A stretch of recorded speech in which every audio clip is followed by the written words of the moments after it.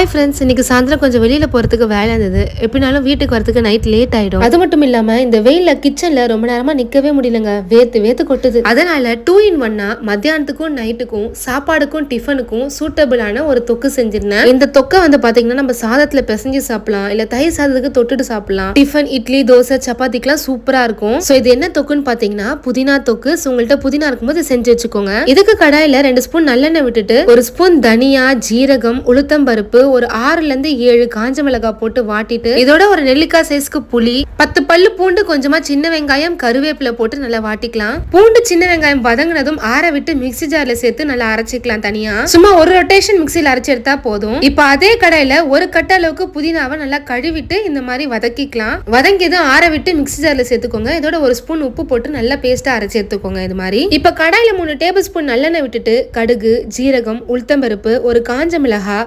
பெருங்காயத்தூள் இதெல்லாம் போட்டு நல்லா பொரிஞ்சு வந்ததும் நம்ம அரைச்சு வச்சிருந்த இந்த புதினா பேஸ்ட்டை இந்த நல்லெண்ணெயில விட்டுட்டு நல்லா கலந்து விட்டுருங்க. இந்த ஸ்டேஜ்ல உங்களுக்கு பிடிச்சிருந்தா 1 ஸ்பூன் அளவுக்கு நாட்டு சக்கரை சேர்த்து கலந்து விட்டுருங்க. அவ்வளவுதான். ஃபைனலா நல்லா எண்ணெய்லாம் திரிஞ்சு வந்ததுக்கு அப்புறமா நம்ம இன்னொரு பவுல டிரான்ஸ்ஃபர் பண்ணி நம்ம ஸ்டோர் பண்ணி வச்சுக்கலாம். இது 1 மாசம் வரைக்கும் கெட்டு போகாது. முடிஞ்ச அளவுக்கு தண்ணி படாம பாத்துக்கோங்க. உங்களுக்கான விடுகதை: வெள்ளை ராஜாவுக்கு கருப்பு ஆடை. அது என்ன?